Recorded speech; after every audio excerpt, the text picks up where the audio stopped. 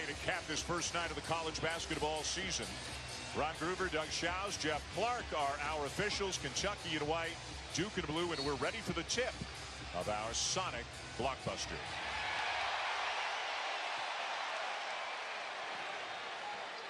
Ashton Hagans at the point for Kentucky, one of the freshmen we've been talking about. Duke starts off in man-to-man. You'll remember last year Duke was mostly a zone basketball team, but this year they have length and athleticism. Keldon Johnson, one of 3 freshmen in the starting lineup for Kentucky, misses the shot, and now an early foul on Hagans, who has a reputation as being a tenacious on-ball defender. Well, he's a point guard, Ashton Hagans, from Cartersville, Georgia, and he can really get into the paint, but he also puts great pressure on the ball. Just about took that ball away from Cam Reddish. He is alert and very disruptive defensively. There will be some fascinating matchups to track as we look at how each coach lines up his defense against the other team. And right now, P.J. Washington draws the assignment of Zion Williamson. Keldon Johnson's on R.J. Barrett. The 2 most important matchups of this ball game. Trey Jones, younger brother of Tyus, most outstanding player for Duke in the 2015 Final Four, knocks down a 3. And hitting standstill threes is going to be an important factor for Duke this year, because so much attention will go to R.J. Barrett and Zion Williamson that other players are going to get standstill threes. Straight line drive by Johnson, who is always in attack mode. Well, he is a very competitive player, and he's got the toughest matchup against R.J. Barrett. Wow, no conscience for Cam Reddish. Welcome to college basketball, young man. Boy, Reddish can really shoot the ball. Very, very skilled. Did not play in Canada on Duke's tour over there in August, but he can really stroke it. Same with Trey Jones. Both of them were recovering from injuries at the time. Hagans up with a 3. And a rebound in traffic by Barrett. He can do this as well. He's very comfortable bringing the ball up the court. The lefty tries to finish and does. Boy, and finished over Keldon Johnson with some body contact, and that's what R.J. Barrett does best. He gets to the rim, gets a rebound, and can rip and take it himself. Duke getting out and scoring early in transition, but you can see Barrett goes right in the body of Keldon Johnson, still able to finish off the glass, coming down after the body contact. He shoots that ball just about as he's hitting the ground. Really well defended by Keldon Johnson. That's just better offense than it was defense. Barrett, the consensus National High School Player of the Year a year ago. Wide open, Hagans passed up the 3, switches hands and banks it home. Wow. Boy, what a beautiful shot fake, and how about that left-handed finish? There you can see we're 12 points in, and they have all been scored by freshmen. 7 of the 10 players in the game right now are in their first year of college basketball. Zion Williamson for 3. Not just a dunker, folks. Boy, if he consistently hits that shot, forget it. How do you guard it? Well, this is an incredibly skilled team. Great shot fake. Tyler Hero misses the 3, and look at Williamson get up for the rebound. Then he threw it out of bounds. Zion Williamson, another left-hander in addition to R.J. Barrett, gets a little bit of space. P.J. Washington had his hand down trying to take away the drive, and Williamson, just with a standstill jumper, buried it with a great follow-through. 7-point lead in the early going for the Blue Devils. Cam Reddish on Tyler Hero. That length can bother Hero's shot. Hero is the best shooter in this game. The question is, can he get open shots? He led Kentucky in both scoring and 3-point percentage on their tour to the Bahamas. Keldon Johnson with a high arcing lay-in. What a beautiful drive. And right now, Kentucky is getting into the lane. 17 points scored, all by freshmen. UCLA cut, ball screen, and throwback. Barrett for 3. And a loose ball down to Hero. Nice look ahead to Johnson. Count it. Long 2, though, for Johnson. Had a foot on the line. These freshmen look nervous, don't they? Yeah. They look really nervous. Yeah. We'll take that out in the rear. Don't worry about it. Barrett can't get it to stay down. Here comes Kentucky. Hagans And it's knocked out of bounds by Williamson, but we got a foul. Got a foul against Duke.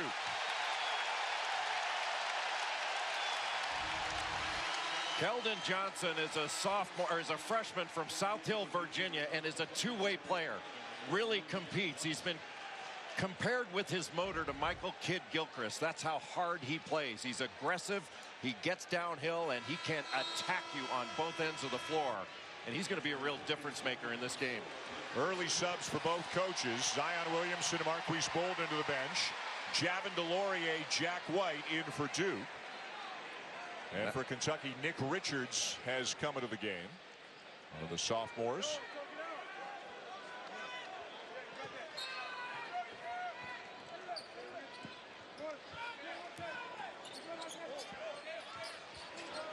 Hero around and out. And DeLaurier, who had a great summer and really could be starting, but figures to be the first big off the bench most nights. Reddish just stepping into a three with all kinds of confidence. Well, Mike Krzyzewski has been talking to Cam Reddish about being more aggressive and being assertive. Early on, after coming back from injury, he didn't play in Canada, trying to feel his way around a little bit, especially in the first exhibition. But anytime he gets an open shot, he needs to pull the trigger. And a foul against Kentucky. When we come back, we will try to compare Zion Williamson to others. As you'll see, kind of tough to do, but it's fun. Like a Mack truck, maybe? ESPN's exclusive presentation of college basketball is brought to you by State Farm. Talk to an agent today at 800 State Farm. And Dollar General. Save time, save money every day.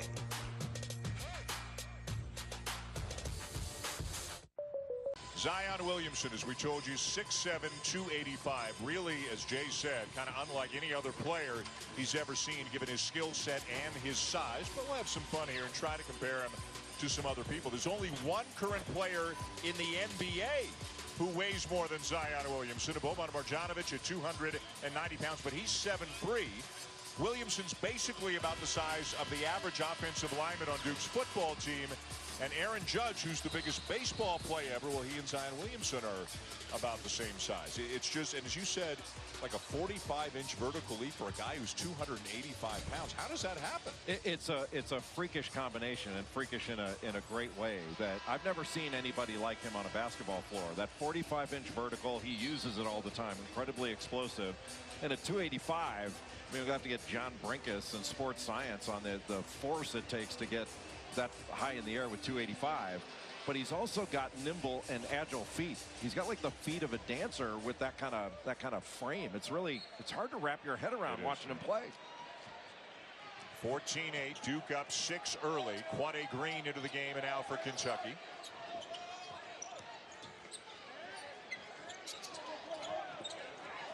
Reddish has hit a couple of threes.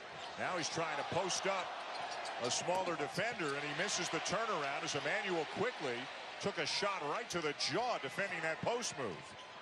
Yeah, Reddish trying to take advantage of what was a size mismatch, but quickly did a very good job of just staying in front of him and making him take a tough turnaround jumper. There's definitely some sort of a play on words joke coming tonight on Quickly's name, and I'm afraid it'll be you rather than me. Let's bring in Laura. Well, Dan, Coach Cal in the Kentucky huddle saying defensively in transition, we've got to hit him sooner so that we can at least contest the threes, so we shouldn't be giving up uncontested threes. And then offensively, he likes the drives, but he also wants to get them inside a little more. He said they're settling for too many threes. Get it to Reed Travis inside. He said he was open a couple times and we missed him. It is expected to be a better than typical three-point shooting team for John Calipari, but do you feel, Jay, that ultimately their offensive strength will be pounding the ball inside? It's one of their strengths. I think they have a number of strengths. They still have to drive the ball and get the ball into the paint, but because they have Reed Travis, they can post up P.J. Washington, Nick Richards, but that's what they have to do, is what Nick Richards just did there. That's protect the rim, block shots, chain shots. Yep. Johnson misses the three. And we get a foul on the floor going against DeLaurier, and that'll be a quick second foul on Javin DeLaurier, and that's going to force him back to the bench. And that was a good sequence for Nick Richards.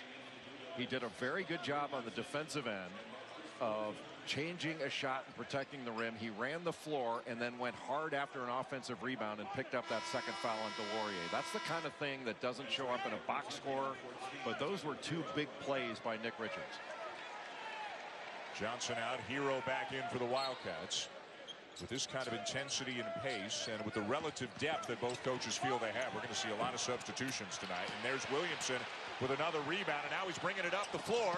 Bounce pass to Jones for the lay-in. How about that pass? Zion Williamson gets the rebound and then rips in a fast break. Who's going to get in front of him? And throws a beautiful bounce pass to his point guard, Trey Jones. Wow. Now R.J. Barrett bringing it up the floor, behind the back. Bolden, finding some space. Marquise Bolden is a different player than he was this summer. In 39 minutes of play in Canada, Marquise Bolden did not score a point and really was a very little impact.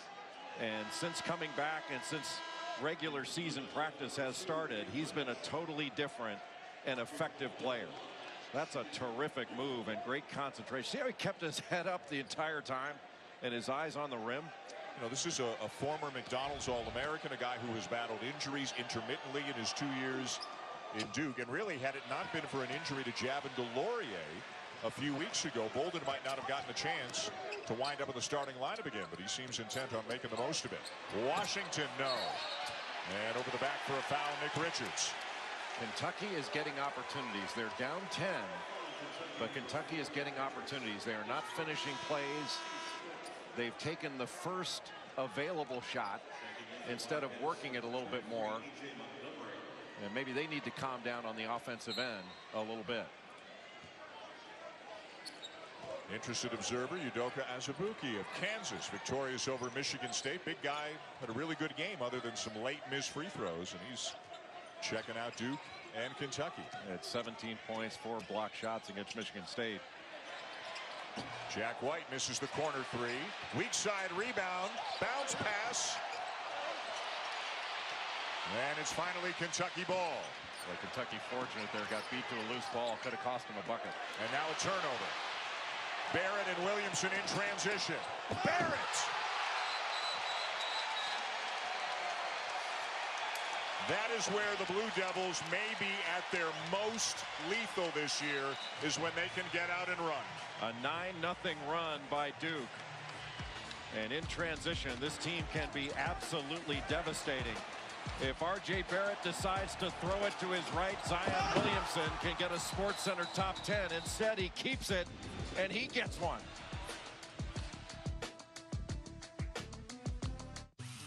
The ESPN app. Boy, Arkansas has a great player in Daniel Gafford. Could very well wind up being the SEC Player of the Year.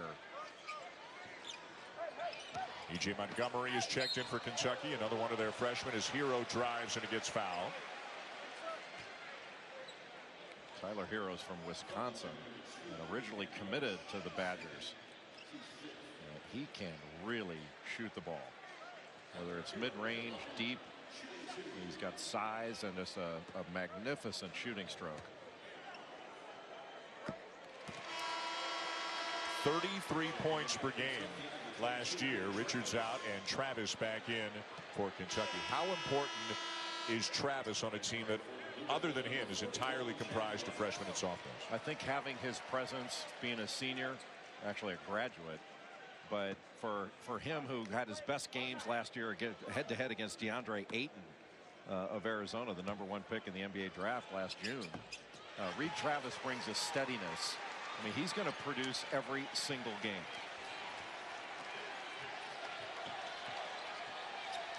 But right now, he's surrounded by 4 freshmen. That is a lot of youth on the floor. Look at the bounce on Williamson. I mean, there's just nothing that E.J. Montgomery could do right there. And again, and I know we've said it before, this kid's got 1.8 million followers on Instagram, largely because of dunks. It's a disservice to his talent to call him a dunker. No, he's a player. He's unbelievable. And the only thing that he doesn't do well yet is consistently shoot the ball from the perimeter. But everything else, I mean, his feet are unbelievable. Like the quickness and explosiveness of that first step to get by E.J. Montgomery, who is an outstanding athlete himself. And the lead is up to 13. One thing that Trey Jones does extraordinarily well is he puts disciplined pressure on the basketball. He tried to step in front and get a steal on Ashton Hagans there, gets a foul, but that pressure on the ball gets Hagans thinking more about Jones than he is thinking about running the Kentucky offense. And that's what a great disruptive on-ball defender can do at the point of attack. A lot of these freshmen, of course, they know each other. They have played against each other, whether it's in all-star games, the AAU circuit, that sort of thing. A lot of familiarity among the two groups. The Duke group of four, they started a text chat before they started committing. Jones was the first one to commit. And they all became friends even before they all were officially Blue Devils. Numbers.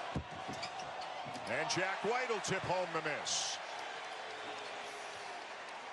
The junior from Australia makes it a 15-point game. Boy, that play was really made by Marquise Bolden, and how he guarded that ball screen about the free throw line or top of the key when Kentucky ran it against Duke. His movement of his feet, his alertness, that was a huge play by Marquise Bolden.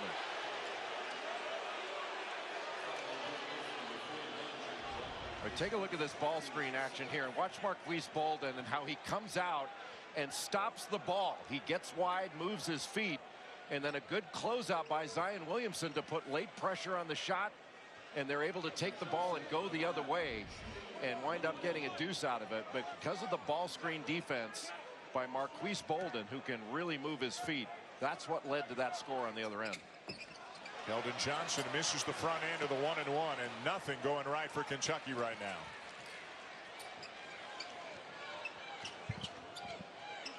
Well, Kentucky's going to have to get some stops in addition to some scores, but right now Duke's getting just about whatever they want. Good switch. Hero on Barrett. Barrett behind the back. With his offhand, it'll go. He just has a knack for getting to the rim and scoring. The Admiral likes it. All Blue Devils here in the early going in Indianapolis. The freshmen are living up to the hype so far.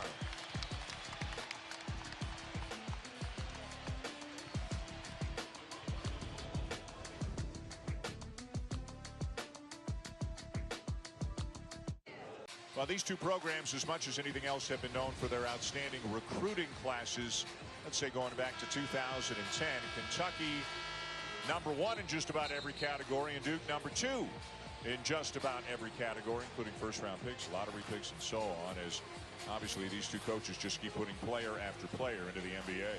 It's amazing. Over the last 6 years, Duke has had 11 top 3 recruits. They've had 14 top 10 recruits.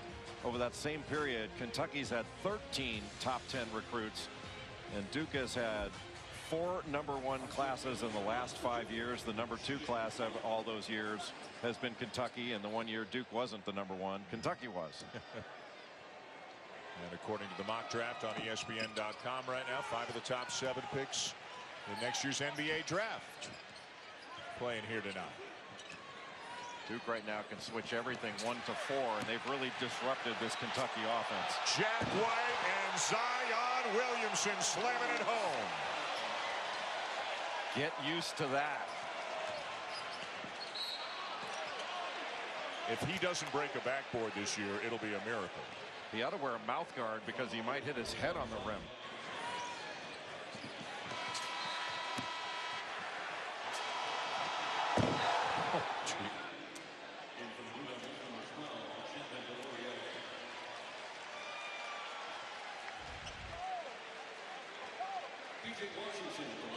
And he'll get a breather. They just don't make him like that. No. They just don't make him like him very often. And again, 285 pounds with a 45-inch vertical. Right now, Keldon Johnson has really been the early offense for Kentucky. The Wildcats haven't been able to get anything.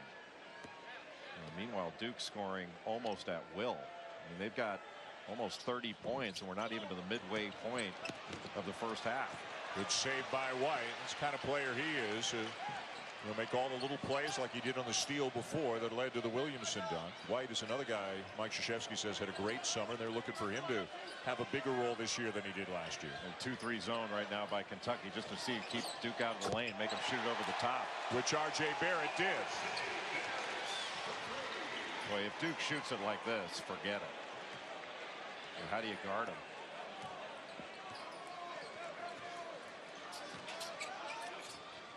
Kentucky struggling just to make passes and get a decent look. Nice drive there, as you said, by Keldon Johnson, who remains most of the offense. Well, if they're strong with the ball, Kentucky's going to be able to score points. The question is, can they get some stops? Barrett. Oh, are you kidding? You know, they are so different, Barrett and Williamson, and each really extraordinary in their own way. Quade Green misses the three, and down with the rebound to Laurier. With these longer shots, it means longer rebounds, and that has taken Reed Travis out of getting stickbacks and even P.J. Washington. And Duke's been able to clean those up and go the other way. Bolden, left hand, too strong.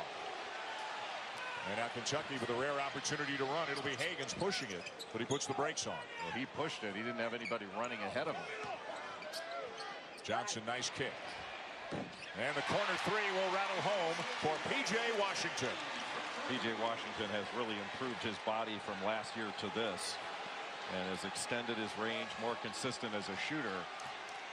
And having to play at times, he can play the three right now for Kentucky. The question is, can he play it effectively on the defensive end? Good ball pressure by Hagens on Barrett. Trey Jones. And the rebound down to Travis. And if you're Kentucky, you can't get it back all at once. Just want to chip away bit by bit. Johnson can't get the rebound over the back of White. Boy, some good minutes off the bench for White. Barrett stepping through. Everything but the finish. Well, Kentucky was right there, and Barrett just went through everybody. Couldn't finish. 1-on-3 is now we've got a reach-in foul, I believe, on Laurier. And if it's on him, it's his third. And he came into the game because Zion Williamson went to the bench with some foul trouble. When Kentucky gets a rebound, when they get a loose ball, whatever it is, they got to run. Ashton Hagens has been pushing the ball up the court when he's been in there, but nobody's running ahead of him. And it's been sort of a slow break that Duke's been able to get back and keep Kentucky from getting to the rim. Now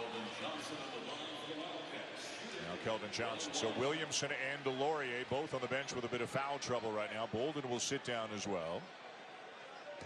And Antonio Vrankovic has taken his place. Alex O'Connell has also checked in for the first time for the Blue Devils. When you and I did the games up in Canada, the two in the Toronto area, one in Montreal, O'Connell barely played, suffered a fractured orbital bone in the first game. And as you mentioned, no Reddish, no Jones recovering from injuries. So we saw still a very good team, but not nearly the depth and the firepower that they obviously have when the whole group is together. No. I mean, it's a different group now. So much more powerful and explosive and versatile and deep. Duke's not quite as deep as Kentucky, but they can play 8 guys effectively. Kentucky they're back to man-to-man. And the two fan bases going at it in the stands right now. Kentucky fans outnumbering Duke fans here in Indy. Reddish will take it from deep. And Vrankovic over the back. Good job by Travis to hold him off.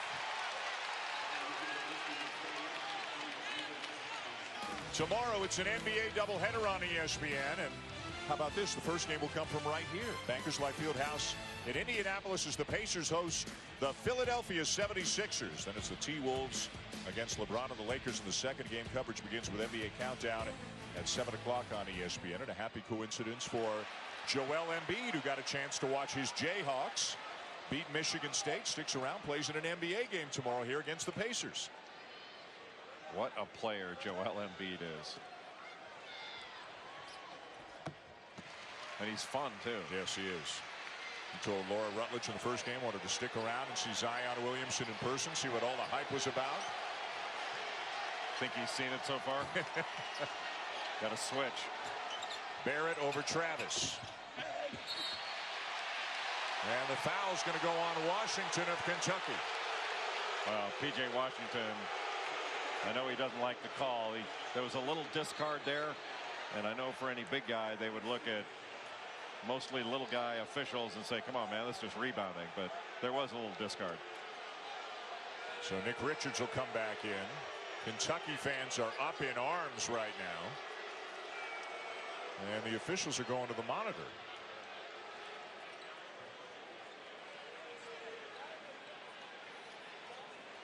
We're trying to find out exactly what they're looking at right now. I don't know if somebody got an elbow or a forearm up, or I mean, you don't go to the monitor obviously just to look at a common foul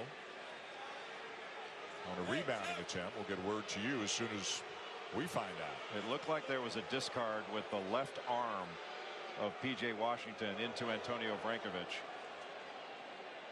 As we, you know, the officials are always going to look to see, hey, was there an elbow to the head? They're always going to try to protect the player's head. A little shove with the left arm down in the midsection, but I don't think that's. See, that's where they call this is what they call hook and hold. So that's what they're looking for. They're looking to see was Brankovic pushed, or was he hooking on to P.J. Washington? So that's what they're trying. And if this happens, Washington has to keep the foul, and they could call a hook, which would be maybe even a flagrant one on Brankovic. That's how this would go on a hook and hold. So you think they're looking? I think they're looking at the hook and hold. Not at the left, not at the forearm of Washington. No, I think they're looking at did Brankovic hook on? Because that's an emphasis here, what they call the hook and hold. And it looks like they're not coming over to saying, it looks like they're just going to keep the common foul. And I'm not sure, honestly, I'm not sure there's much of a foul at all. It's just rebounding.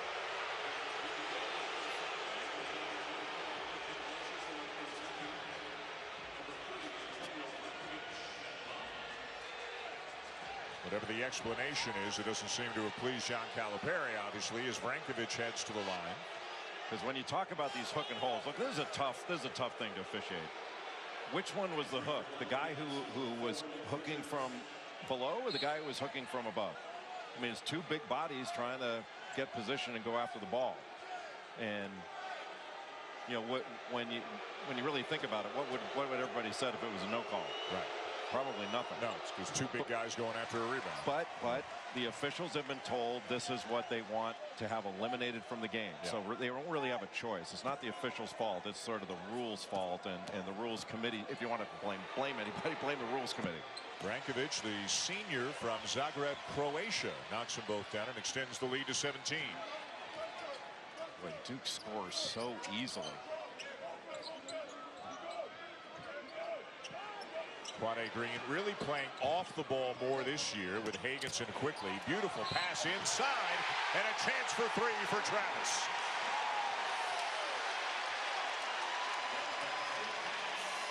Reed Travis gets 2 feet in the paint, and when he does, it is game over. Here he is right here, and when Antonio Brankovic kind of loses a little bit of sight of the ball and he allows Travis to get underneath him, you let him catch it there, it is over.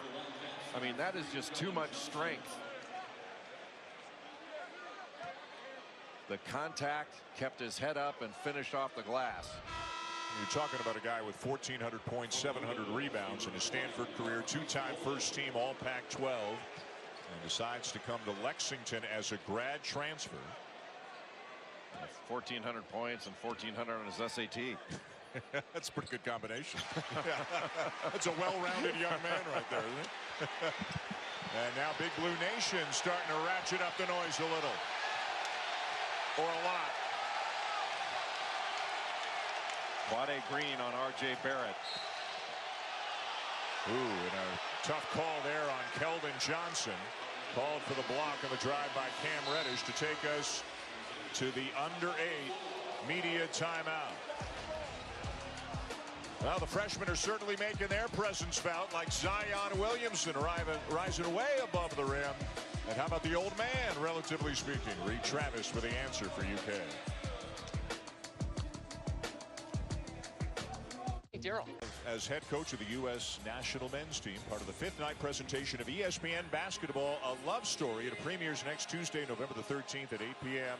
on ESPN. It's an unprecedented 20-hour film that consists of more than 60 short stories. Mike Krzyzewski with 3 gold medals in the Olympics, 3 gold medals in the World Championships, and now no longer the head coach of the national men's team. He has stepped aside. Greg Popovich is doing that now. So, you know, that more time allotted to Duke than he was able to do when he was juggling both jobs. And also, he's had a number of health issues in the last few years. He's had a couple of surgical procedures, but he appears to be in great health and in great spirits heading into this season. Yeah, he's moving around better than I've seen in years, and really he's kind of like an airplane. You know, all his parts are of different right. ages. They've all been replaced. So the airplane body may be old, but all the different parts have been replaced. He's a bionic man right now. Hero and Reddish sticking close to him because of that shooting ability. Kentucky needs a little more movement. Quickly looks off the defender and then draws the foul.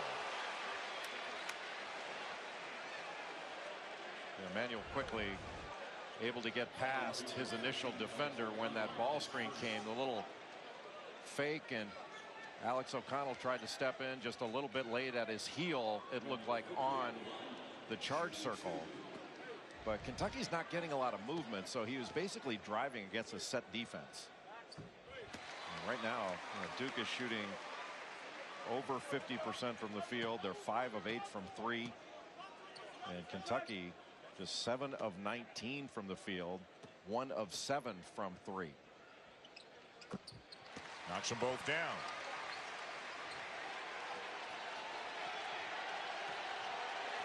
They have toughened up at the defensive end too. The score's not coming as easily recently for Duke. Yeah, they haven't gotten out in transition quite as much of late. Reddish, no. O'Connell, long rebound, forced it up, and it'll be Kentucky ball.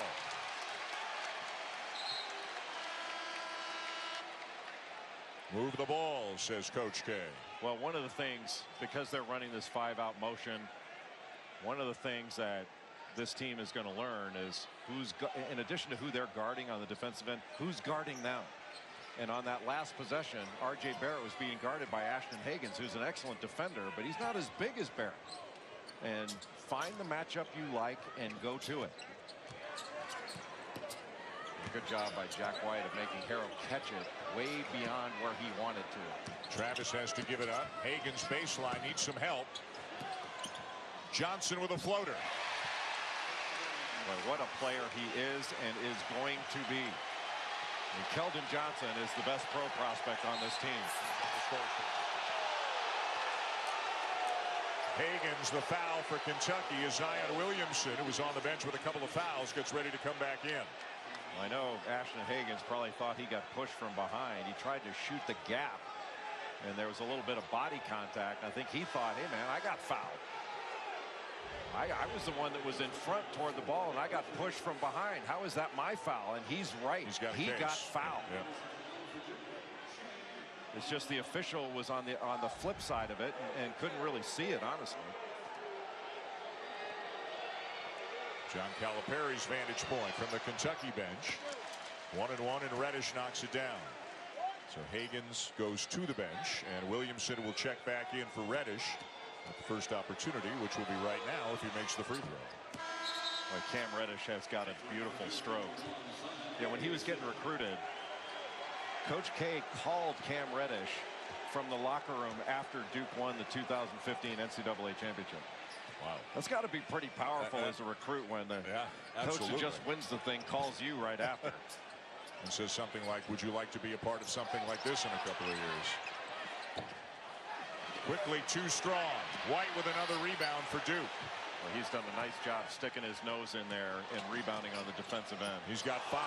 Barrett, every Kentucky fan is making the traveling signal with their arms, but no call, and he gets the bucket.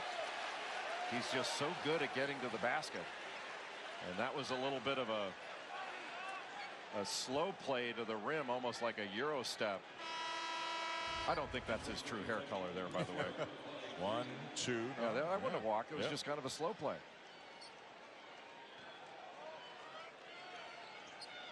Well, maybe it was a little bit. Game high 13 for Barrett and a 16-point lead for Duke, and now it's going against Kentucky. That's another point of emphasis is screening. And Nick Richards was not set and made contact with Jack White. He wasn't set. And in slow motion, it doesn't really look like much, but you're going to see a lot of these foul calls until screening gets cleaned up a little bit. There was a lot of complaining by the coaches that, hey, freedom of movement, how are we supposed to guard when there are illegal screens? And the rules committee sort of bit on that, and it's a point of emphasis. Williamson. Bolden gets it. Barrett for 3. Yes. Well, the difference in that play is Duke grabbed the ball and Kentucky didn't. That's all that was. That ball was available to be grabbed by white shirts, and the blue shirts grabbed it, and it led to a kick out 3, which is the hardest 3 to defend. Well, we've talked about these 4 freshmen for Duke. They've combined for 39 of Duke's 45 points, led by R.J. Barrett with 16. Well, R.J. Barrett, in the 5 exhibition games Duke has played since August, is averaging just a hair under 30 points per game. He is magnificent in transition, a lefty that can get to the rim with craftiness and skill, and he is knocking down perimeter shots in this one. But Duke is well on their way not only to 50 points in this first half, they could get 60 if they keep playing at this level. Right now they are quicker to the ball. They have been more together on the defensive end. And Kentucky has to feel a little bit shell-shocked right now. Some offensive stats. Duke's got 8 assists and only 1 turnover in better than 14 minutes of play. They're shooting 50% from the field, and they're 6 for 10 from 3-point range. Hard to beat. You know what? There is a long way to go in this one.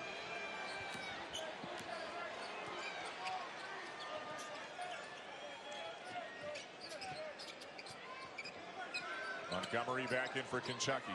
Travis over Bolden, and he'll go to the free throw line. Just a little, got the ball to the high post, and then Keldon Johnson cut right off of Reed Travis down low, and he ducked in.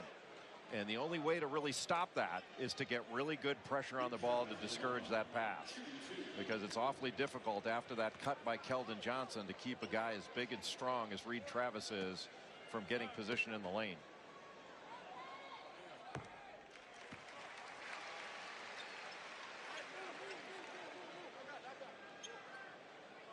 Travis knocks down the first. A big deficit here for the Wildcats. Duke came out of the gates fast and furious right at the start, and have had this easily into double figures for most of the first half. Really, Duke has done a great job in transition of getting quick scores. And they've taken Kentucky out of transition. They've made Kentucky a half-court team. Still lots of time on the shot clock. 15 back into the hands of Jones. Barrett's got Green on him, a much smaller defender. Can they get him the ball in the post? Or they can do that. Williamson will drive and lay it in with his offhand. Either one. Yeah. Get him in the post or let Zion do what he does. Yeah, that's a good play right there. Yeah. It's extraordinary how he can drive and finish with both hands and go left, go right. Again, for a guy his size. So the mismatch was on R.J. Barrett with Quade Green on him low. But it was also another mismatch with Reed Travis trying to guard out on the perimeter. He's a post player, usually guarding down in the low post, banging with another big guy. Now all of a sudden he's got to guard a guy who's 6'7", 285, who is super explosive. And as Mike Krzyzewski reminded us at shoot-around this morning, as recently as 9th grade, Zion Williamson was primarily a point guard. And there are times when Trey Jones comes out, it'll be Barrett, it'll be Reddish, or it could be Zion Williamson really initiating the offense for Duke when Jones is on the bench. I mean, Zion Williams is one of those guys where people say, what position does he play? And the answer is anything he wants. Right. And Coach K, a big fan of positionless basketball with this group. One of the stories, you and I saw Duke up in Canada, and we interviewed Zion Williamson before the first game, and he walked into the room, and you were there, and I asked him, I said, is it Zion or is it Zion? And he said, well, it's Zion, but I like when the basketball announcer, and I'm still not clear on who or what the basketball, I like when the basketball announcer says Zion. It sounds cooler, so I'd like it to be Zion. Yeah, I think he meant the PA announcer when his name's announced in the starting lineup. But, you know, being the smart guy that I am, whatever he wanted, he's getting. So he's getting Zion.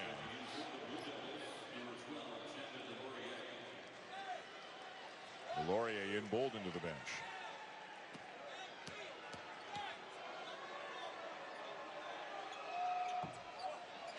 One of two. One of the things for Kentucky with this team, they've got 9 guys that are pretty equal. What a pass. And a finish by Travis. Just a little middle ball screen and a terrific roll to the basket by Reed Travis, but that was a beautiful pocket pass by Quade Green. Barrett for 3. And another rebound by Jack White. He has been impactful as a role player off the bench. Williamson, foot on the line. It's a long 2, and they're at the 50 mark with 4 minutes to go in the half. What do you do? I mean, you're trying to take away a powerful drive to the rim. He just pulls up and knocks down a comfortable jumper. And that's not even his strength. That's what you want him to do. Here comes a double.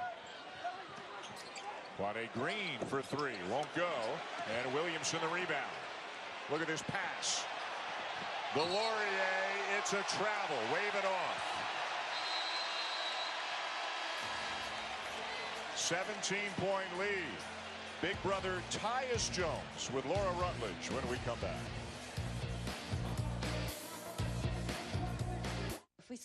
With his brother and then future, now current Blue Devil, Trey Jones. Tyus Jones is with Laura Rutledge. All right, thank you, Dan. And Tyus, the fact that you're here is pretty amazing because you are with the Timberwolves and you're going to play the Lakers tomorrow, but your boy Jimmy Butler loaned you the plane to get here to see your brother. What can you say about Jimmy's gesture? That's my guy. That's my guy. Very selfless.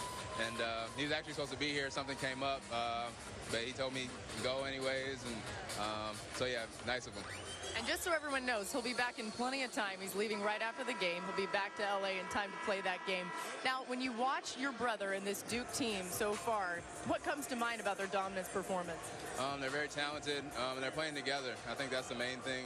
They're getting out on the break, using their athleticism and their speed to their advantage. And if they stay together, the sky's the limit for them.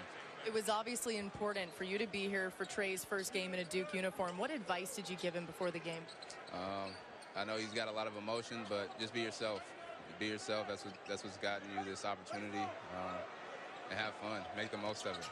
This Duke crowd, so into it. You've experienced that when you've been on the court. What's it like cheering on your own brother as he's out there and these fans love him?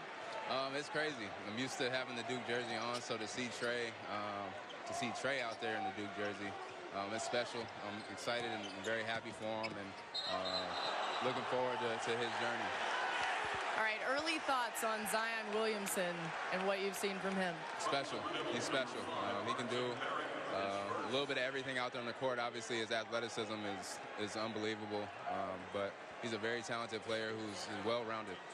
We just showed a picture before we started talking of you and Trey when you cut down the nets after the 2015 National Championship. What do you remember about that night, and then also sharing it with your family?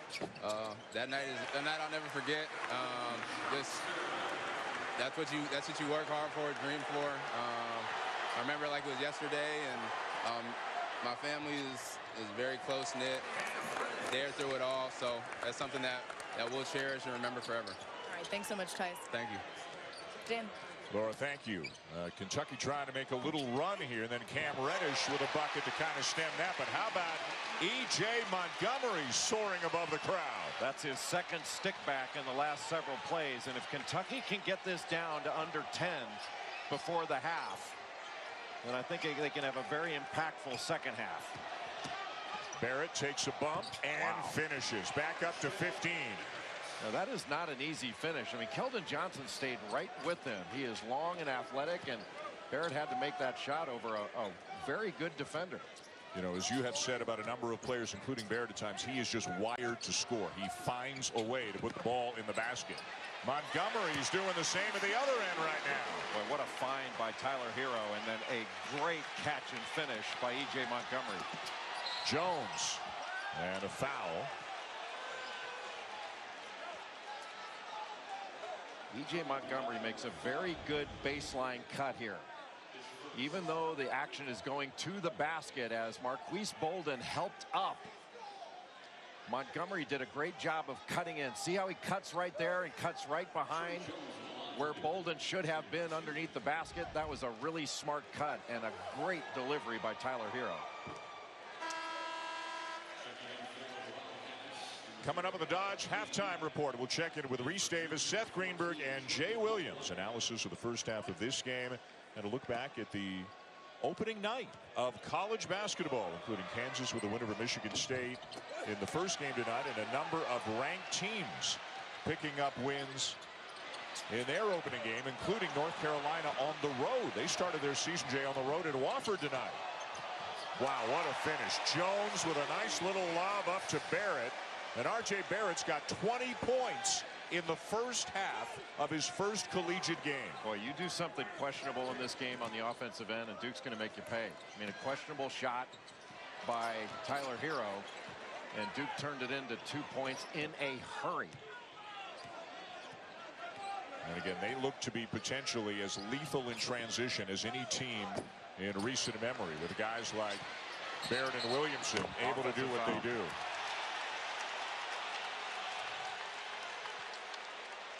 Let's go back to that last play, and let's make it our assist of the game, brought to you, Mr. Billis, by State Farm.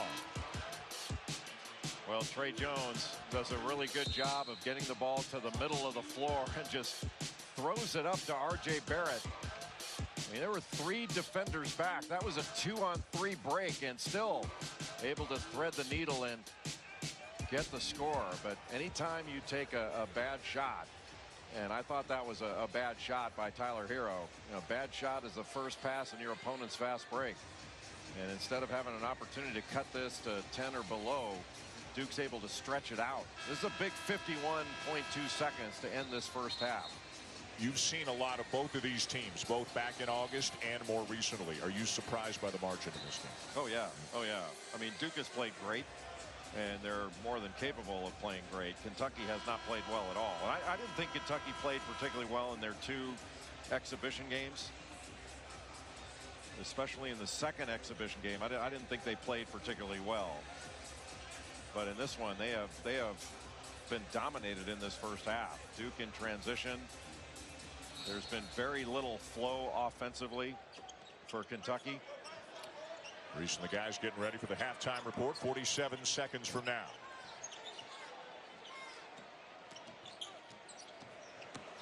Barrett driving, lobbing, and the finish for Bolden. That's beautiful. That's that read spot. Marquise Bolden down in the short corner along the baseline. You help up, they are just going to lob the ball to the rim. And that's something we've seen Kentucky do countless times in recent years. It's a staple. That's a staple in basketball now, but Kentucky does it all the time.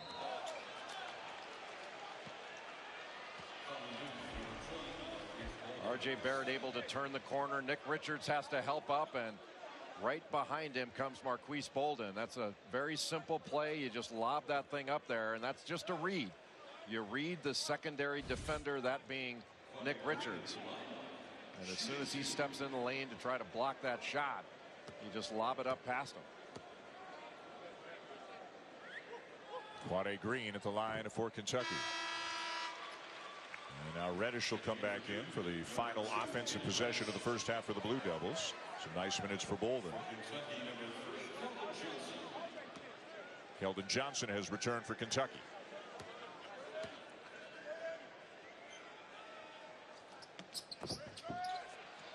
Another rebound for White. Duke's got a chance to get over 60 with a make here in the closing seconds of the half.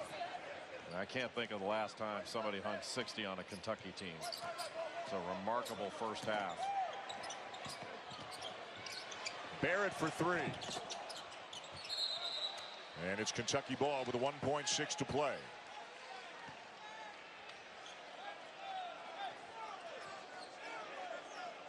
And now Kentucky looking for a heave to try to cut into the deficit a little bit. One thing you don't want to do is throw this thing out of bounds and let Duke inbound it underneath. Good if it goes. As the first half comes to a close, and what an offensive display put on by the young Blue Devils. Their 4 freshmen all playing well, and it's 59-42 Duke at halftime here in Indianapolis. When we come back, the Dodge halftime report with Reese Davis, Seth Greenberg, Jay Williams. It's coming your way right after these messages.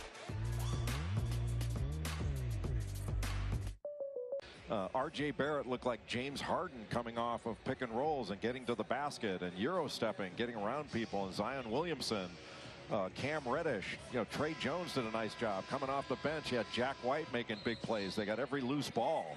I mean, it was just a dominant performance by Duke in the first half, and I think Kentucky's got to feel a little shell-shocked right now. Even when we were coming out to the floor, John Calipari was walking out going, "What did you guys? How did you describe that? Did you see what I saw?" And just prior to us bumping into Coach Cal, he gave his thoughts to Laura Rutledge. Laura, what did he say? Well, yeah, you guys were witness to some of it, but Coach Cal said he's making lineup changes because he needs the people out there who are going to fight against this Duke team. So you'll see E.J. Montgomery, you'll see P.J. Washington, you'll see Reed Travis, Ashton Hagans, and of course, Keldon Johnson, who's been a bright spot for this Kentucky team in this first half. He said, I just need my guys who are going to go to war. And as they were coming out of the tunnel, Keldon Johnson yelled, it's time to go to war. All right, Laura, thank you. So Coach Cal has put out the guys he perceives to be the toughest group that he has. We're ready now for the start of the second half of this Sonic blockbuster. It's really only one player off his starting lineup. He just replaced Tyler Hero with E.J. Montgomery. And Williamson picking up where Duke left off in the first half. Everybody that guards Zion Williamson is stuck with a mismatch. I mean, who's a match for that guy? Lawrence Taylor?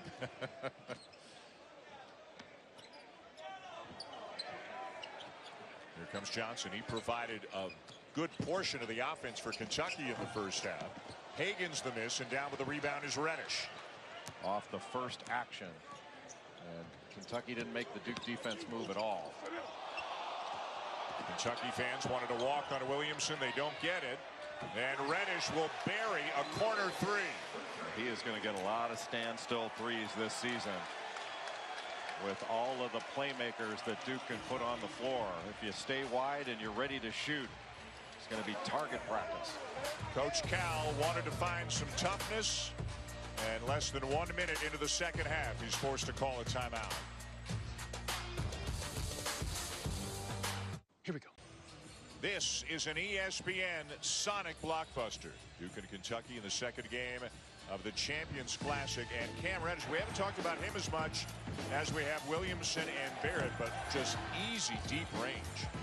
Well, a couple of standstill threes, put the ball on the deck, got all the way to the rim with his left hand. Very skilled, nice finish off the glass, but he's got 15 points in this game. And Cam Reddish, 6'8". He's got a 7'1" wingspan, perimeter size, multi-dimensional, fluid, smooth. He's got 15. Williamson has 15. Barrett has 20. That's 50 points among the top 3 recruits in the nation last year in the ESPN 100. And kind of crazy, you could be number 3 and not get that much hype because number 1 and number 2 are playing on the same team as you are. Well, how'd you like to be the 10th best recruit in the country in Trey Jones? And we only talked about a little bit. That'll be a tie-up, and the possession arrow will keep it with Kentucky. One thing Kentucky may lack this year is that go-to guy. They've got a bunch of different guys they can go to, but there's not that one guy that can go get you 30. Travis will head to the free throw line. Well, you made the point right off the top of the show that Kentucky's more of a 1 through 9 kind of team, and Duke right now is more of a 1 through 5 kind of team. You can really separate Duke a little bit more easily. I don't know if one is more, better than the other, but we're seeing that here tonight. Well, tonight, the big three has carried the load. And heck, the big three's 8 points ahead by themselves. And Kentucky obviously is a better team than they're showing right now, but Duke's had everything to do with that. Good pass, my goodness. Barrett to Reddish, misses the three, and Montgomery down with a rebound for the Cats. Look out. Yeah, Reddish picked his pocket. Montgomery never saw him.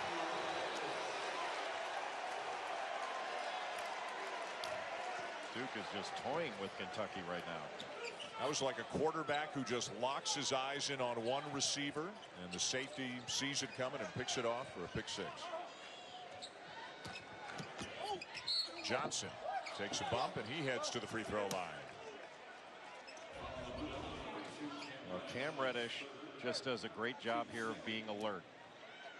And Ashton Higgins didn't go back to the ball. It was a bad pass by E.J. Montgomery, turned into a highlight play for Reddish. But right now it has been all Duke and then some.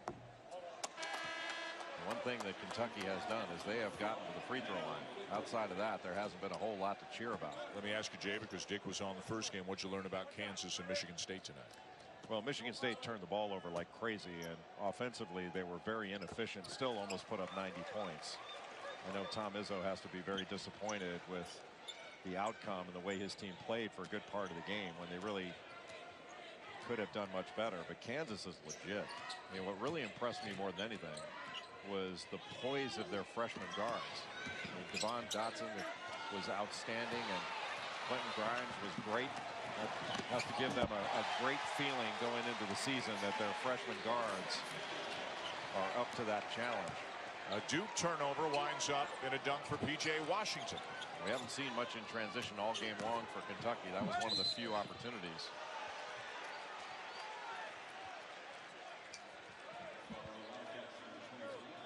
Friday, it's the 7th annual Armed Forces Classic, one of the cool events on the college basketball calendar honoring America's heroes. This year it's Arkansas and Texas from Fort Bliss Military Base in El Paso. 7 o'clock Eastern Time on ESPN, and also streaming live on the ESPN app. Seth Greenberg and Jay Williams are leaving for El Paso tomorrow morning. Headed down for the Armed Forces Classic. Remember, that started back on 11/11/11, 2011. We were out in the aircraft carrier in San Diego, and it was Michigan State and North Carolina, if memory serves. And Draymond Green, Harrison Barnes. John Henson was on Carolina. Right, Tremendous North Carolina team that I thought could have challenged Kentucky in the NCAA tournament, but Kendall Marshall was injured in the NCAA tournament, and they were without their point guard. Totally changed their team. And if it's Bolden, I think it's his 4th. And it is. So Javon DeLaurier will come back in, and now Duke goes more into that 5-out offense that you referred to a little bit earlier, when they don't have one of their true centers in the game. One thing that Duke, of the many things Duke has done really well in this game, they've made Kentucky into a half-court team. A little gamble right there by Williamson opened things up for the drive. Montgomery comes up with a loose ball and then gets tied up by DeLaurier. I'll give Montgomery credit for the way that he's come out here in the second half. Well, he's a good player, and he's really smooth, and he's going to get even better. Just when he got this ball the second time, couldn't really corral it to go up right away, and DeLaurier was there to tie it up, and the arrow gives it back to Duke. Jones too strong, and Montgomery rips down the rebound, and a nice outlet to Hero. Johnson, no, too strong off the glass. Well, Kentucky just can't finish. Travis will. Well, right now, the Wildcats have to string some stops together. Can't just be trading baskets.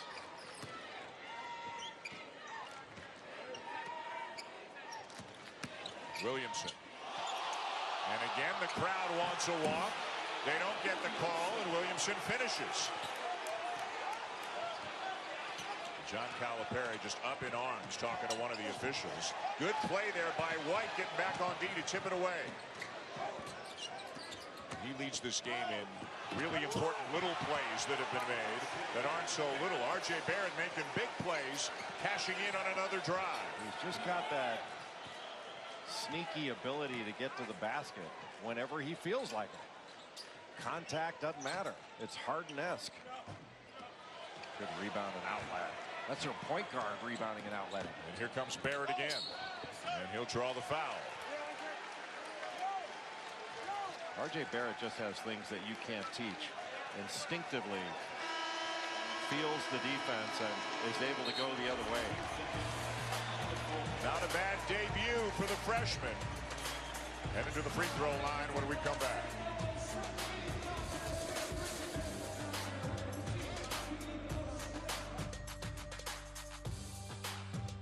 ESPN's Zion Williamson 30, 40 years ago could break a backboard. I don't think he'd do it now with the breakaway rims and the fact that they break away even from the side rather than just the front. How many backboards will he frighten this year?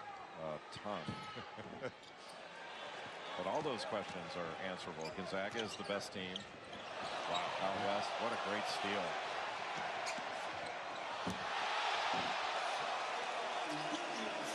I don't think Trae Young was trying to do that, No. But it was worked out so pretty well. pleasing that he did. Yeah. As they say, that's going to be on SportsCenter. You're going to be saying that a lot with Yeah. Zion Williamson. They just ought to carve out a couple in the top 10 every game because he'll fill them.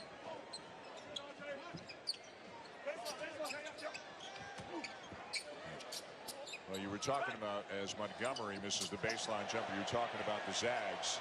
They've had some turnover this year, and they got an injury right now with Killian Tilly out 6 or 7 more weeks. Didn't seem to bother him scoring 120 against Idaho State, but Gonzaga's legit. They're the best team out west, and they'll be. Look at that rebound. Are you kidding me? Can just like an offensive rebound be a top 10 play? If I were the other players, I don't think I'd chest bump him.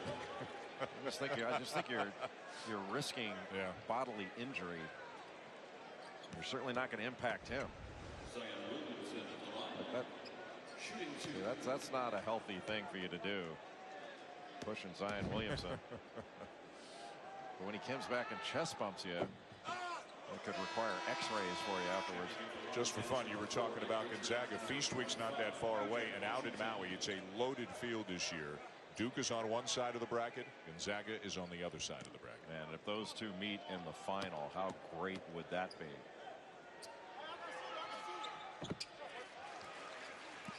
Nevada's a team. Tell people about Nevada because they don't get as much exposure as the Zags do or a top Pac-12 team would. But man, are they experienced and talented. They're really good. Top 10, good pass.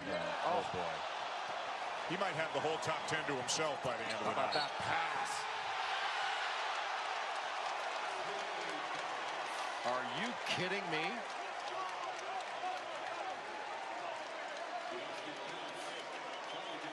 First, the defensive play by Williamson to get up, block that shot by Nick Richards, takes it the other way. So a runaway train, and then the beautiful bounce pass to R.J. Barrett, who finishes and gets fouled. That's just beautiful basketball.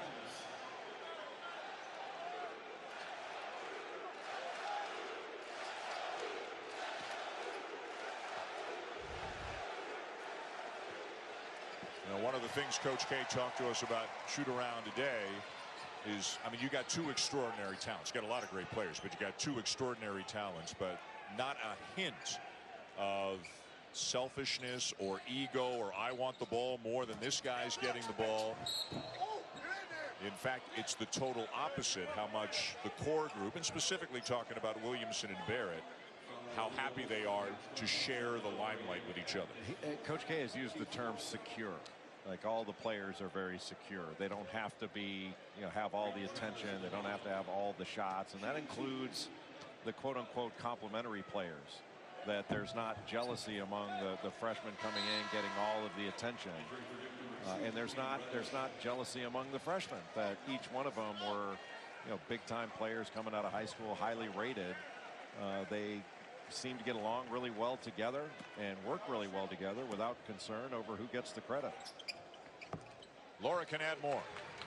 Yeah, talking to Coach K earlier, and you guys heard some of this as well, but he was really interested to see how these young guys would respond to this atmosphere. He told me, look, are they going to be making freshman mistakes, or are the lights going to be too big for them? Are they going to be nervous? He said he wasn't totally sure. Obviously, Zion has not been nervous. Jay, when you watch him out there, do you see any semblance of freshmen in any of these guys? I don't. And, you know, Laura, I was so interested to hear Coach K talking about how, you know, there's no jealousy, no ego. And just for you and me, wouldn't it be nice if we could work with someone that didn't have jealousy and ego? And I know you don't, I don't. I don't know, it would be nice. Is this an intervention on live national television? I was wondering if you were going to get that I was kind of joking about you. No, that was like a Zion Williamson freight train, like of a line there. It's November 6th. That's what concerns me. As Williamson gets a big ovation heading to the bench. Just picked up his 3rd foul. We'll smooth it over. We got time. They have 80 points. There's just under 14 minutes to go in the game in regulation. I don't think there's going to be anything more than regulation. Kentucky trying to slow this freight train down by going zone, which Duke will probably see a lot of this year. They will, but they have so many playmakers that I don't think zone is going to be as big of a problem. You can put, obviously, you can put in Alex O'Connell, who can shoot it. Cam Reddish can really shoot it. And then you can put guys in the middle of the zone. You can move Zion Williamson in there, who can really pass it and make plays. Whoa, what a different player Marquise Bolden is. So on the inbounds play, it was going to be a handoff to the inbounder. He kept it. The defense jumped to the handoff, and that left the baseline wide open for Bolden. They were also worried about Barrett. They forgot about the guy with the basketball. And honestly, throughout his short career, and he has had injuries, you've not seen Marquise Bolden make a move that strong. Now watch this inbound play. It goes to Bolden, and then Barrett is going to come off for the handoff. And Richards is going to shoot to try to guard the handoff, and all of a sudden, gone baseline is Marquise Bolden. It's a well-designed play. You know, and as great as the 4 freshmen are, if they're going to be the best team they can be, they need help from some of the complementary players, and in Bolden, a guy like Jack White, the way that he's playing tonight, they're getting it right now. Javin DeLaurier, it even extends further. Alex O'Connell, Jordan Goldwire, all those guys are going to have to come in and play significant minutes, and there's nothing wrong with saying role player, complementary player. These guys have to complement the superstar talent that they have out on the floor, and there's a lot of star talent. There's that middle play, that playmaking ability by R.J. Barrett. He gets it in the middle, doesn't panic, then makes a terrific pass to a standstill jump shooter ready to shoot on the perimeter. And Jack White's now got 5 points to go along with his 8 rebounds tonight. 8 rebounds, some loose balls. He's played really tough on both ends of the floor. Reed Travis called for the travel.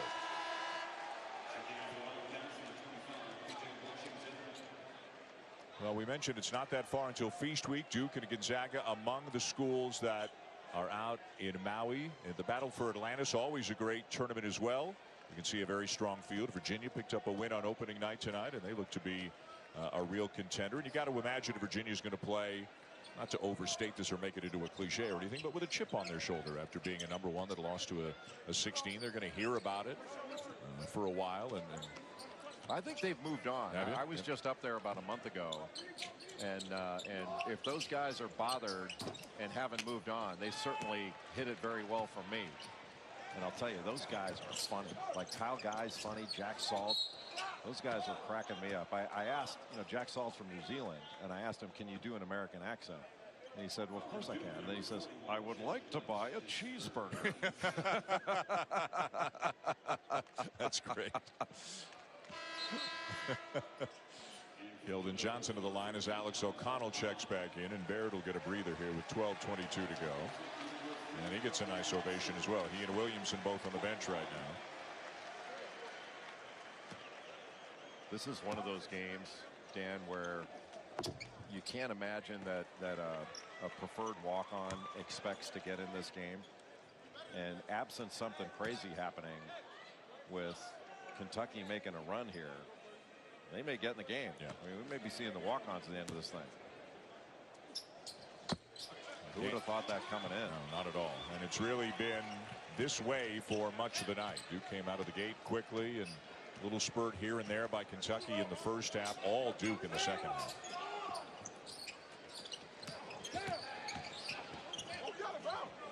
Reddish has a nice pace about him with the basketball, doesn't he? And a great feed to O'Connell, who shot 49% from beyond the arc last season as a freshman. Well, the ball moves with this group. And it went from side to side, baseline drive, baseline drift. Behind the back, Jones. Extra pass from White. O'Connell again. They're just toying with him. I mean, how impressive has this been? Well, Tyus Jones may be able to fire up Jimmy Butler's plane and get back early. Tipped back out by Travis. And the lob over the top. Hero to Washington. And now Reddish trying to go 1-on-4. Had it knocked away. It's kind of a street ball game right now, isn't it? Well, that's one thing you don't want to see it get a little sloppy. Yeah. So, you know, Coach K telling his team to slow down a little bit. Did you notice he said yo right there? Yo, slow down. Yo. 11:02 to go. Maybe another yo or two as we go all access with Duke when we come back. Available on ESPN Plus. Earn Everything is an 8-part all-access series on Duke basketball. Your chance to follow Coach K, Zion Williamson, R.J. Barrett, and the rest of the team for their first time together in July, through their trip to Canada in August, and through tonight's season opener. The first 6 episodes available now on ESPN Plus via the ESPN app. The final 2 episodes premiere this weekend. I've seen the first 6, and it's really good.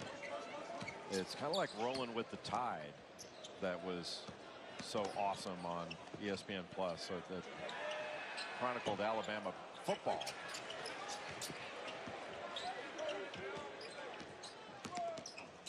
Jones with a fadeaway, not there, and down with a rebound is Hero. 91 points for Duke with better than 10 minutes to go still. That's amazing. That's absolutely amazing. And Kentucky in this ballgame, Kentucky's only had 6 points in transition. Duke 25.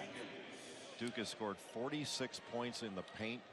They've scored 18 points off of 11 Kentucky turnovers, and Duke has coughed the ball up 4 times total. 4 turnovers, 18 assists. That's a pretty good assist to turnover ratio against a long and athletic defensive team. The most points Jay scored in a Champions Classic game, and this is year 8 of the event, is 94 by Kansas versus Duke back in 2013. As Trey Jones goes limping off to the bench. That's about the only concern that Duke has had tonight. It doesn't look good. His big brother looks on.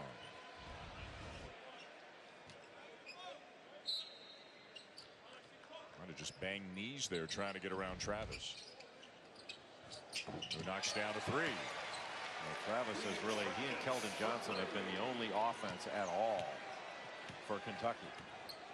It's just been an uphill slog.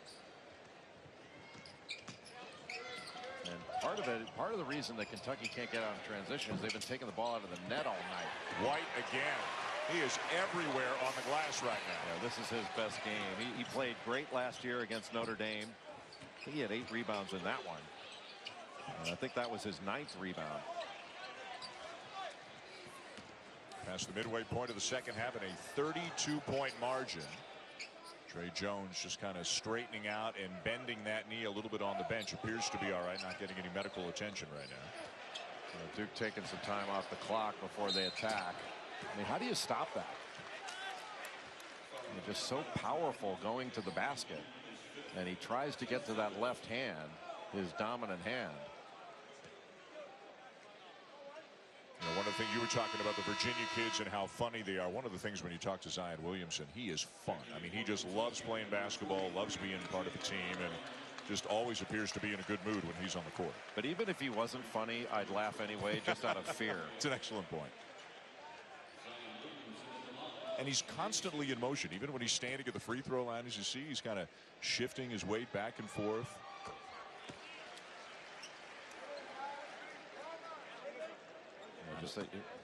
I know people when they hear I've never seen anyone like Zion Williams on a basketball card is thinking that, come on, man, LeBron was better or Kobe was better in high school.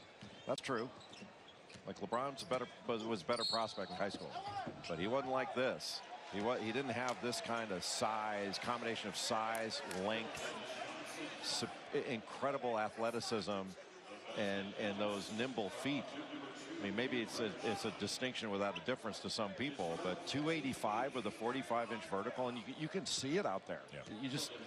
I think Coach K was even asked, like, how do you describe Zion? And he said, just watch. He basically said, I can't, just watch. Yeah, so there's nobody to compare him to. Yeah, it's like there's no comp.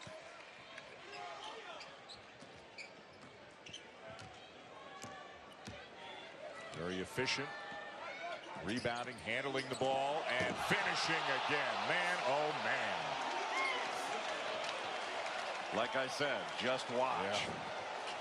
How do you describe that? I mean, how quick was that crossover to his right hand? Crossover, and he dunks it with his right hand. And I mean, every game he does that multiple times. And I know they talk about positionless basketball. He's the de facto point guard right now with Jones on the bench. He's bringing the ball up. He's initiating the offense. Well, especially because he's being guarded by a big guy. So he's bringing it up and taking it against Reed Travis.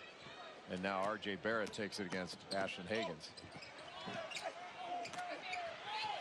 And numbers now for Kentucky. Hero. Nice English off the glass.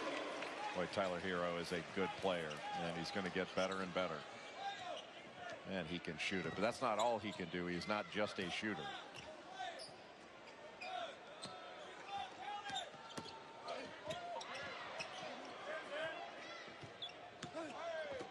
Reddish stripped.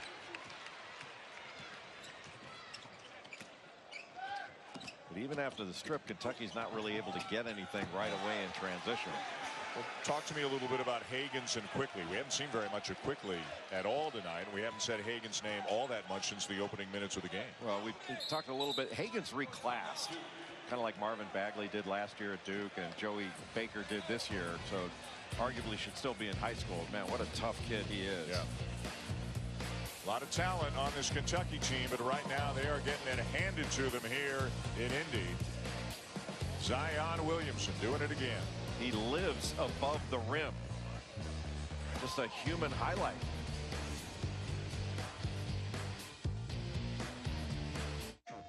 If there was any doubt as to what the #1 freshman class in the country is, all that doubt has been erased through this basketball game in the Champions Classic. Zion Williamson, 26 points, 10 of 12 from the field. Cam Reddish, 19 points, 3 of 7 from 3, has not missed a free throw. And then R.J. Barrett, the left-hander from Mississauga, Ontario, 25 points, 5 assists.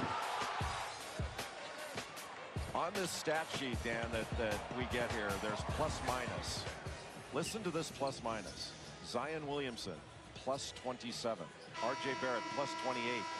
Marquise Bolden, plus 24. Trey Jones, plus 31. Jack White, plus 28.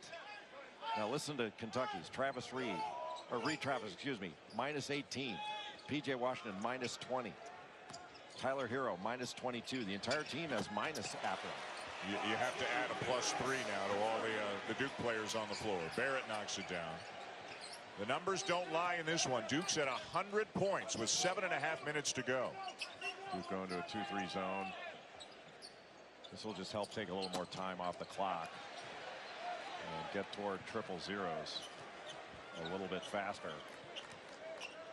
So you're going to see Duke now burn clock and then attack the last 16 seconds or so of the shot clock. They're not taking the air out of it. They just don't want to be in a hurry. Wow. I mean, he can get where he wants to get, because if he doesn't go through you, he's going to go over you. How do you stop it? You can have all the game plans you want, but how you can get in front of him to knock that ball away, and then you stay behind him? He's going to shoot over you, go through you. Keldon Johnson with a 3. I really like him. He is a two-way player that is a consistent shooter. He's tough, aggressive. He's the best pro prospect, I believe, on this Kentucky team, and they've got some pro prospects. He's got 23. Travis has 22. Nobody else is in double figures right now for Kentucky. I don't know if that was a lob up for Delorier or a shot taken by Barrett. Either way, it's Kentucky ball. Look at Johnson going, and look at Delorier with a block. And Barrett is fouled. Well, there will be a lot to talk about on SportsCenter with Scott Van Pelt tonight. Look back, of course, at the Champions Classic. Kansas's win over Michigan State. Duke on its way to a win over Kentucky. Also breaking down the latest rankings for the college football playoff. And one big thing is Les Miles, a good fit for Kansas. SVP coming at you. And I believe Mr. Billis will be on the show, if I'm not mistaken. Well, that means ratings will go through the roof. Absolutely. But I'll tell you what would be interesting with Les Miles at Kansas. I'm not sure he's tasted the Kansas grass. It is delicious. How about the shrimp cocktail you had last night? It is such a delicacy here at St. Elmo's. Yes. I did not have that. Oh. I watched Jay Williams eat it, and then watched him begin sweating profusely. And in fact, have to take a knee at dinner last night. And being the friend that you are, you put the picture on Twitter. I put the picture on Twitter. I didn't see you rushing to his aid either. No, I was like 3 seats away. Yeah, Jimmy Butler loans Tyus Jones's plane. I can't even get you to get me an Uber. Deep 3 there by Hero.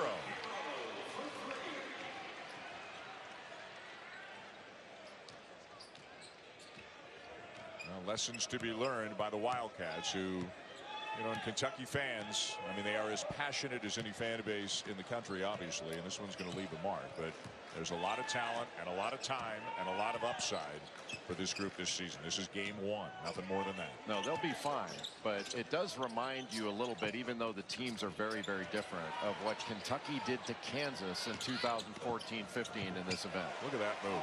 It just, he is very Harden-esque in his ability to get to the basket. His dad, a terrific player, Rowan Barrett, who's here tonight, played at St. John's, played professionally overseas, and R.J. Barrett is the godson of Steve Nash, Canada's greatest ever player. And Steve Nash and Rowan Barrett run the Canadian national team, the Canadian program, and obviously R.J. Barrett is going to be, is already, and it will continue to be a huge part of that program going forward. R.J. Barrett has tremendous ability. I think Coach K has called him advanced. He's got really good vision. He is beyond his years as a player and just has a knack for scoring. Godfather is Steve Nash. You know who my godfather is? I don't. Frank Loro. You don't seem impressed. No, it's not. It's not on your bio blast. It's not. I don't have a bio blast. I don't do that for. I don't do that for players of my low caliber. We're told that we'll have it for the next game. By the time we get to Chapel Hill for the next game we're doing on Monday, you'll have a bio blast. How about Chapel Hill, North Carolina, going on the road to Wofford? And R.J. Barrett may be done for the night. And if he is, he'll sit down with 33 points in his collegiate debut. And that is not the last 30-point effort he's going to put up. He just scores with such ease.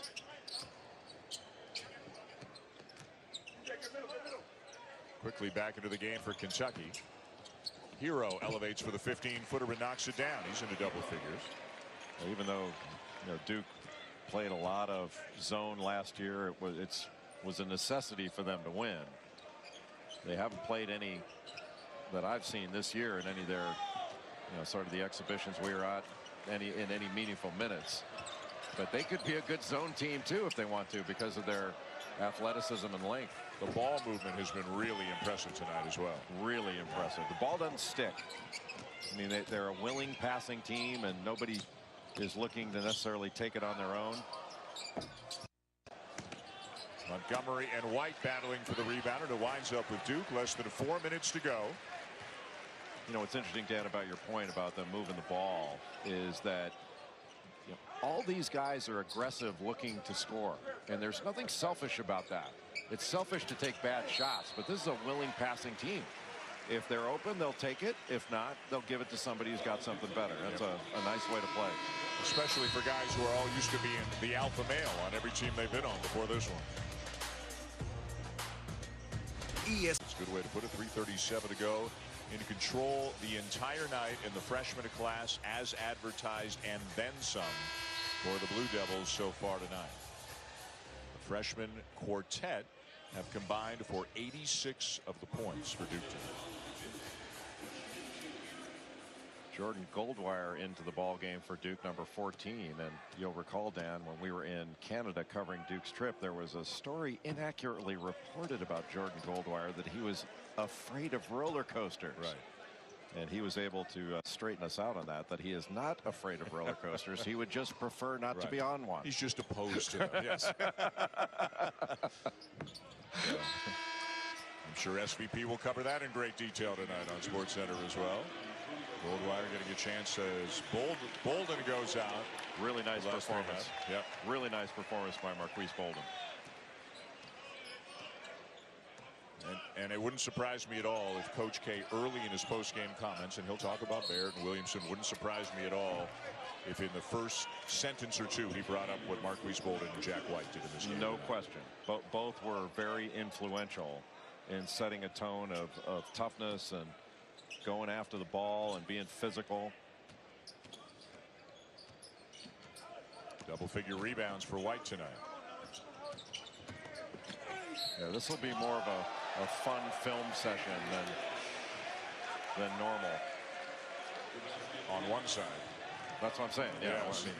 But on the other, you might, I mean, you know, there's an argument that we throw the film out. I don't think John Calipari will do that. I think Kentucky will watch this film. They'll break down all their mistakes and they'll face it head on. They've got Southern Illinois, the Wildcats do, 3 days from now.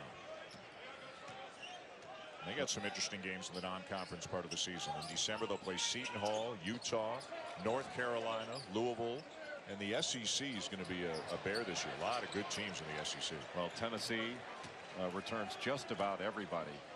And Admiral Schofield has improved. That's Alex O'Connell's spot. Yeah, he can shoot it. He can shoot it. And he's working on like his 12th hairstyle in 2 years. Yeah. And I say that with a ton of jealousy.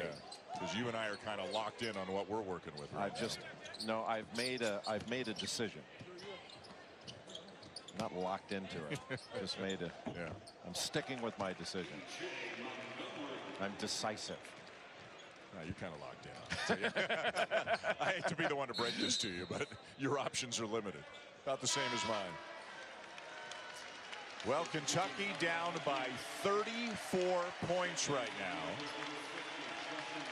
As we take a look at the most lopsided defeats they have suffered under John Calipari, and this has a chance to be #1 the way things are going. Justin Robinson is into the game now for Duke. We saw the Admiral here earlier. David Robinson's son has checked in. Former walk-on, now on scholarship, and a guy who got a little bit of run last year can knock down a shot as David looks on. In the summertime, the Admiral trained with his son. I think Javin DeLaurier was the other player. They went to San Antonio and worked on, among other things, kickboxing as a proud papa. So you can be in the Hall of Fame and you're still a proud papa. He's taking pictures of Justin out there. How about Jack White? Yeah, just a terrific game from Jack White. Really improved his shooting. He's so much more confident. Just knows how to play. Hero, deep three. And knocked out of bounds by O'Connell. It should stay with Kentucky, and it does. How'd you like to be kickboxing with David Robinson? I don't want to be kickboxing with anybody.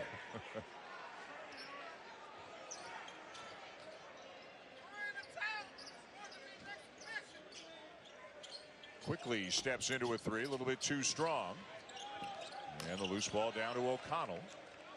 with 1:40 to go in a performance that on this opening night of the college basketball season, it will be top of mind for every college basketball fan. This will be what they're talking about tomorrow morning. Well, I think Duke made a very strong statement that this is a team that can beat absolutely anybody. This isn't putting up 116 points on a Division II or Division III exhibition game opponent. This is a top 5 Kentucky team with the #2 recruiting class in the country. Reed Travis, who transferred in from Stanford, 2 times all Pac-12, and then 3 other guys that came back from an NCAA tournament team last year and played significant roles. And we're never really in the game. Never in the game. Never in the game.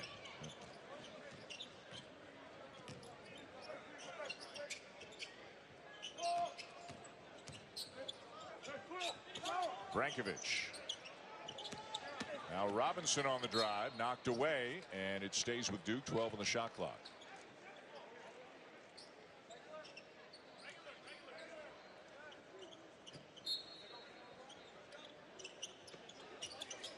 One thing that, of the many things I didn't anticipate tonight, Dan, was so many people hitting the exits with like 8 minutes to go in regulation. Yeah, it was stunning. Yeah, Duke blue is still here.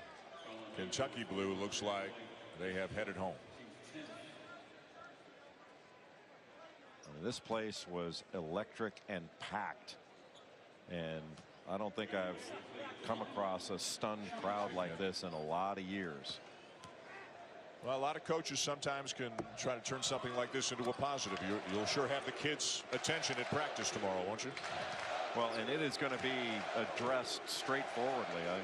John Calipari is not going to sugarcoat this at all.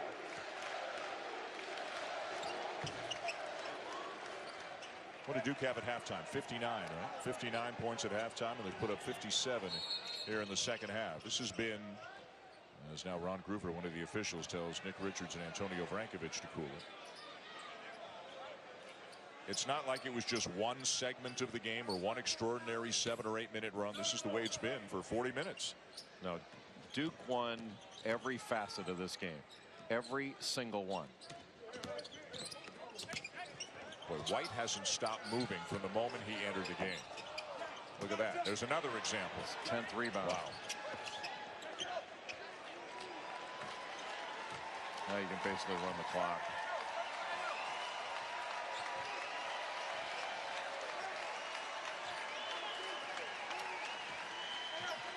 An incredibly impressive performance in this battle of preseason top 5 ranked teams.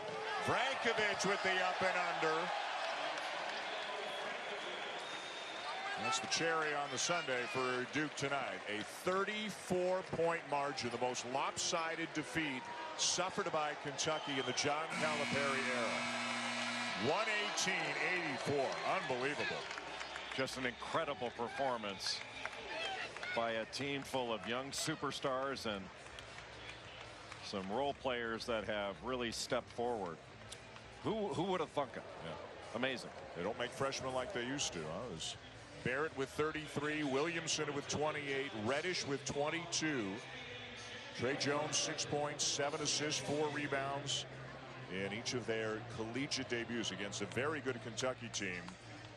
And they got some things to work on in Lexington, but Duke has made everybody in the college basketball world take notice here on night 1 of the season with an unbelievably impressive performance.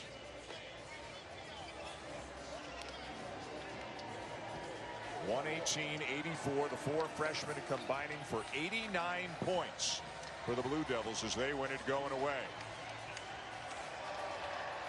And all smiles for the Duke Blue Devils and not so much for the guys on the other side. Zion Williamson is with Laura Rutledge. All right, thank you, Dan. Zion, one of the things that Coach K was talking about earlier is just your joy for the game of basketball. You can barely wipe the smile off your face. What was your collegiate debut like for you? I think it was great. All of us have fun, and I can't even explain it. I just love playing basketball. I love playing with my brothers and playing for Coach K and those coaches. I don't think it's nothing better than that. Lots of dunks from you tonight. Lots of opportunities I could pick. But I'm going to show you this one right here on my phone and get your take. Okay, you ready? What you think? I love it. I love the hustle from Jack on that play. And, you know, he rewarded me with it. What does this feel like when you are dunking on the basket like this? I love it because it's just an energy booster for me and my teammates, and it gets us going on defense. What do you think this team showed tonight, dominating from start to finish a very talented Kentucky team? I feel like we just played hard. Kentucky's a very good team. Now we just got to keep playing like that for the rest of the season. All right, thanks, Zion. Thank you. Well, you can see he has fun, and how could you not? A great smile from Zion Williamson, a great talent, and a great performance by he and the rest of the Blue Devils. They win by 34. For Jay Billis and Laura Rutledge, I'm Dan Schulman. Thanks for watching the Champions Classic. Here is SVP.